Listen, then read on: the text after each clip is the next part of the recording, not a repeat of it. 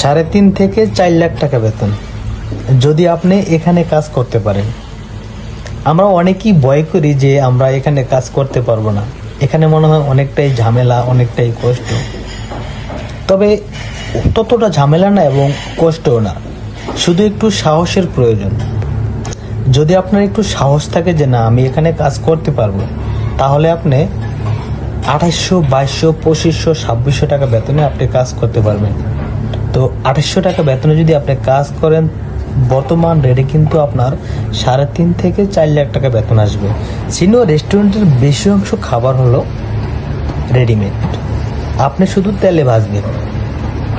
এই তেলে ভাজা জিনিসটা একটু সাহস, মানে আপনার একটু সাহস থাকলে যে না আমি এখানে কাজ করতে পারবো, আমি সার্ভিস দিতে পারবো, তাহলে কিন্তু আপনি শেফ হিসেবে কাজ করতে পারবেন।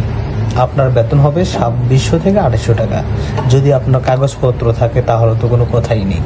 যদি আপনার কাগজপত্র না থাকে তাহলে আপনার বেতন হবে 2000, একবার নিচে হলো 2000, উপরে আপনার 2200, 2400, 2600 টাকা বেতন।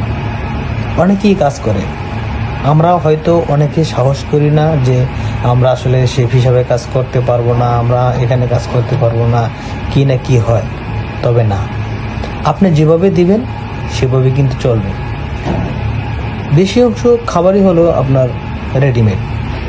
আমি বর্তমানে যে জিনিসটা বানাইতেছি, যে জিনিসটা এখন বর্তমানে বানাইতেছি সেটা হলো পুলে কালামার, মানে চিকেন আমি কাটছি, কাইটা এখন এটাকে তেলে ভাজতেছি, তেলে ভাজিয়ে রাখতেছি।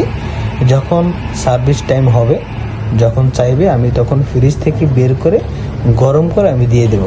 ফ্রান্সে আসার পর আমি একটা ইতালিয়ান রেস্টুরেন্টে কাজ করতাম।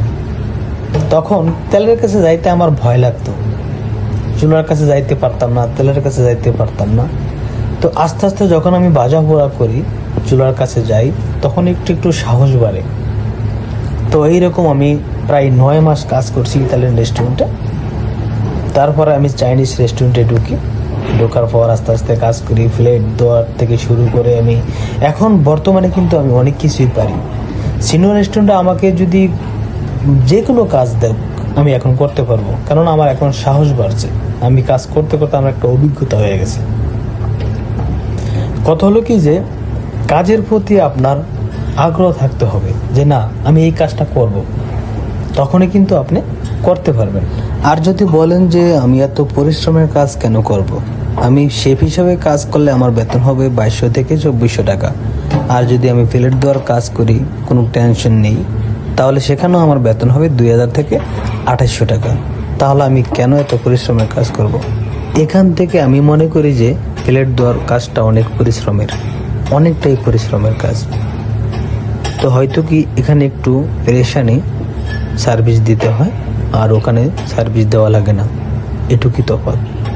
যে এখানে আমরা অনেকেই ভয় করি যে এই জিনিসটা আমি কীভাবে বানাবো, এই জিনিসটাতে আমি কী কী দেবো। হ্যাঁ, তো আসলে ভয়ের কিছু নেই, একেবারে সংক্ষেপ। সিনেমা রেস্টুরেন্টের সব কিছু মানে খাবারগুলো একেবারে রেডিমেড, একেবারেই সংক্ষেপ।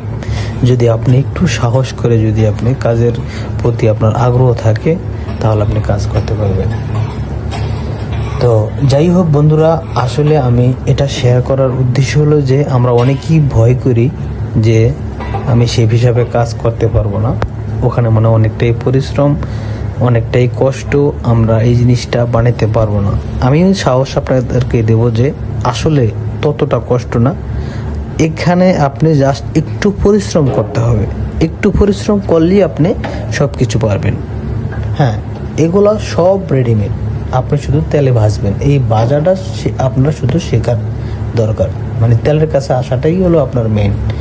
তো যাই হোক, আজকের এই ভিডিওটা কেমন হলো অবশ্যই কমেন্টে জানাবেন। যদি ভিডিওটা ভালো লাগে অবশ্যই শেয়ার করবেন। আপনাদের কাছে আমার একটা রিকোয়েস্ট, যদি আমাকে ফেসবুক পেজ থেকে দেখে থাকেন অবশ্যই পেজটিকে ফলো করবেন। যদি ইউটিউব চ্যানেল থেকে দেখে থাকেন অবশ্যই চ্যানেলটিকে সাবস্ক্রাইব করে সাথে থাকুন।